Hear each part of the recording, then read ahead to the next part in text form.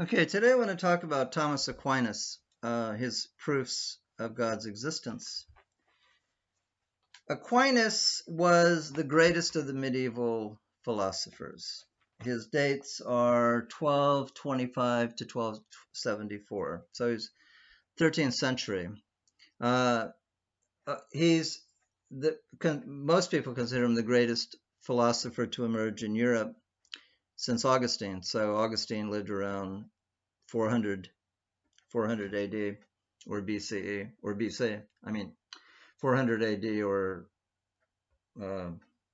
400 CE, the Common Era. And Aquinas lived in the 13th century. So he's the greatest thinker in Europe to emerge for about 1,000 years. Aquinas, basically his great achievement was called the medieval synthesis, in which he reconciled Christianity and Aristotle. I'm going to talk about his argument for God's existence. He wrote 5 proofs called the 5 Ways. And your book has all 5 ways. They're very short. I'm going to talk about the second of the 5 ways, the argument from efficient causes. So he's going to be arguing that we can know that God exists from looking at the efficient causes of things. An efficient cause is basically, we have A. Take yourself, for example. You're not eternal. Something caused you to exist, and basically it's your parents. So you're caused by something, and your parents were caused by, each of your parents they had a cause, their parents. Everything is caused by something, is caused by something, is caused by something. As Aquinas says, nothing can be the cause of itself. So if A has to be caused by something other than itself, the reason why something cannot be the cause of itself is that if A was the cause of itself, it would have to come before itself, which is logically absurd. Aquinas' argument is that this order of efficient causes, A is caused by B is caused by C, and he says we know that this is the case by observation. So this is going to be what's called a cosmological argument. It's going to be an argument that arises from observing nature. And he says this chain of causes, of efficient causes, cannot go on for infinity. It has to have a beginning. There has to be a first cause. There has to be a first cause. Because without a first cause, you can't have a second cause and a third cause, and ultimately you can't have the last effect. So everything has to have a first cause. So basically, that's the argument. There can't be an infinite regress. Now, this is often how his argument is presented, and that's how actually what it seems to be in the way it's presented in the book. But elsewhere, Aquinas makes it clear that he doesn't actually think we can prove that there's not an infinite chain. He thinks it's logically possible that the chain of causality goes on to infinity. Horizontally, he thinks that's possible, but he still believes there has to be an ultimate first cause. I think a vertical first cause, and basically a cause that keeps the whole chain in being, that causes the whole chain, even though it's not chronologically before it. So, and that's what he would call God. So God would be the ultimate first cause of this infinite chain, if that's how it turned out to be. Now, Aquinas, as a Christian, as a believer, as someone who believed that Genesis got it right, in the beginning God created the heavens and the earth, by faith he believed that our universe that we live in did have a first cause. It did not go on to infinity. But even if he says it's logically possible that it doesn't have a first cause in a temporal sense of the word. But even if that's the case, it would still need a vertical cause from above, so to say, to keep it in existence. Okay, but anyway, Aquinas believes that there has to be a first cause, however you want to take that, whether it's horizontally or vertically. There has to be a first cause for the cosmos, or the universe. And he says that's what we mean by God. Now, whether that's a good argument or not, it at least tells you that he's telling you what he means by God. And he's speaking for, basically a European Christianity that dominated Europe for a couple thousand years. He's saying that's what Christians mean by God. We mean, in a minimal sense of the word, I mean, whatever else God is beyond you being the first cause, at least one of the things that we mean by God is that God is the cause of the universe. In the beginning, Genesis says, in the beginning, God created the heavens and the earth.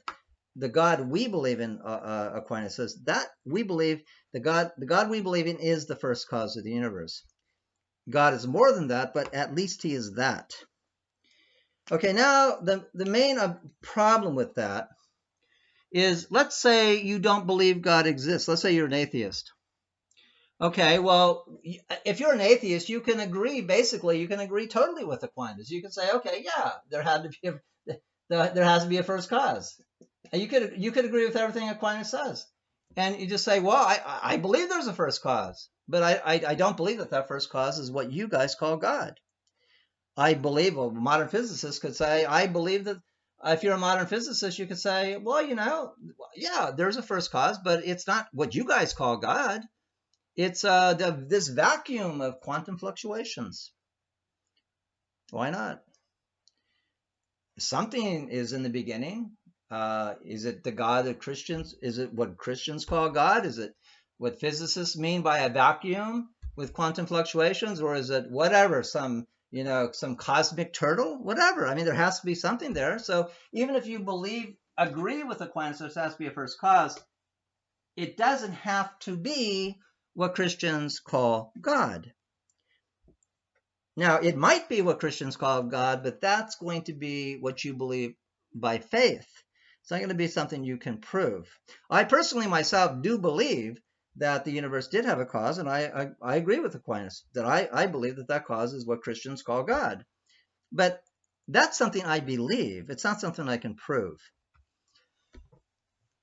Okay, now let's say let's say you are in modern science has shown that in fact the universe we live in did have a first cause. Okay, so take anything A, ultimately this pen, for example, this marker A, it was caused by something, it's caused by something, it's caused by something. Ultimately, everything in our universe goes back to what modern science is called the Big Bang. And that was 13.7 billion years ago. Okay, so that's science. Science tells us that. Science tells us that our universe did have a beginning. So Aquinas got that part right about our universe. Everything did have a first cause. In our universe, he believed that on faith, but now science tells us the same thing.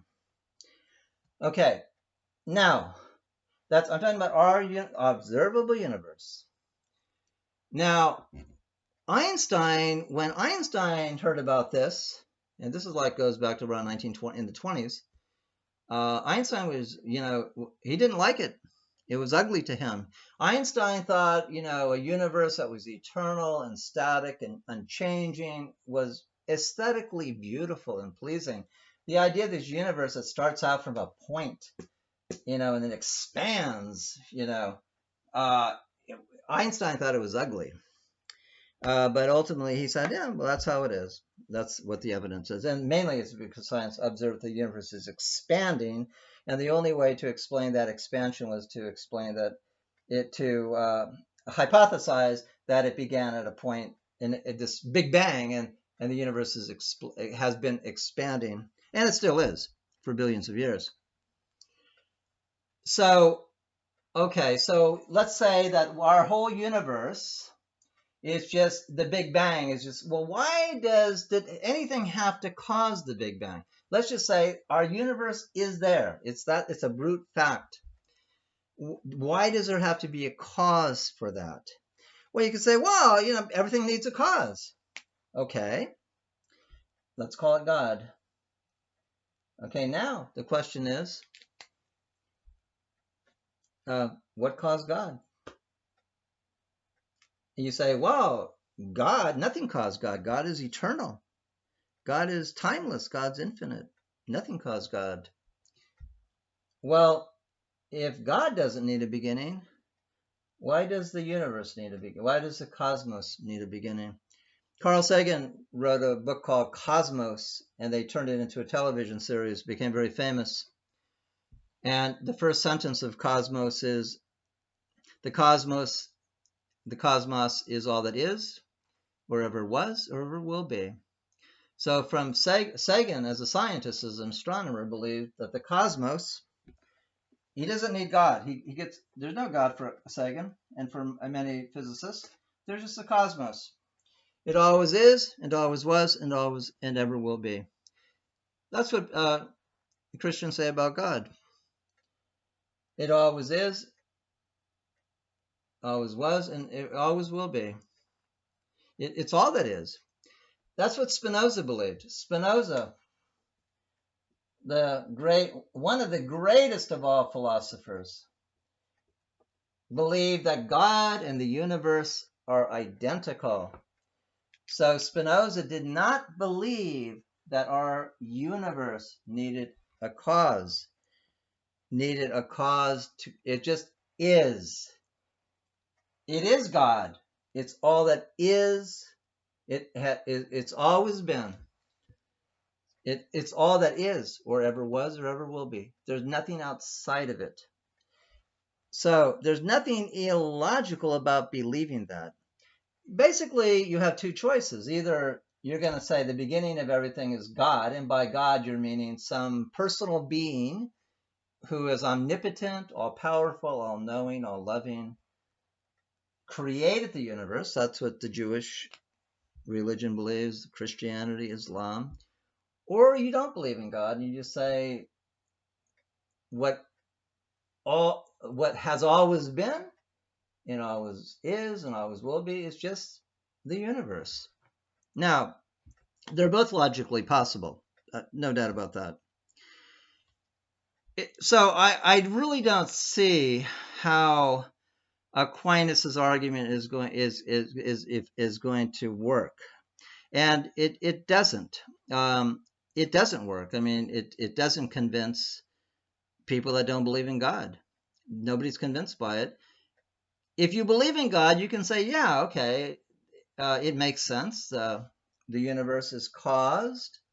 The ultimate ground of the universe from which everything comes is God. But that's not a proof. That's something you believe. It's a rational belief. There's nothing unreasonable about it. In fact, I believe it's true. But I don't believe it's something you can prove. And the thing is that Aquinas' proofs, none of the proofs of God, the ontological proof, cosmological proof, none of them work. None of them really do what they set out to do, to offer a proof. Now you say, well, that's bad for God. No, it's not bad at all as far as I'm concerned, because the fact that you can't prove something, the fact that you cannot prove that God exists, to me doesn't indicate at all, suggests that God doesn't exist. You don't have to understand what a proof is. I mean, philosophers have never been able to prove that the world exists. There's a world outside of ourselves. Kant says it's a scandal that philosophy has not proven the external world. You cannot prove. There's no way you can prove that I'm holding a marker in my hand. You cannot prove it, because it's possible that this marker is just a creation of my mind. It's just a hallucination. So the fact that you can't prove something doesn't mean it's not true. And also, Nietzsche made a very interesting comment. He said, a God that you can prove is not a God worth having. So I personally, do not think that any of the proofs work. Aquinas' proofs I don't believe Aquinas' proofs work. I don't believe Anselm's proofs work. I don't believe any of the proofs actually prove that God exists. But to me, it's irrelevant that it doesn't really matter, because my personal faith in God is not based upon a proof. I believe that there's a world outside of me, but I can't prove it. And also, I believe, and many other people do, that God exists. But I can't prove it. But why do you need to prove it?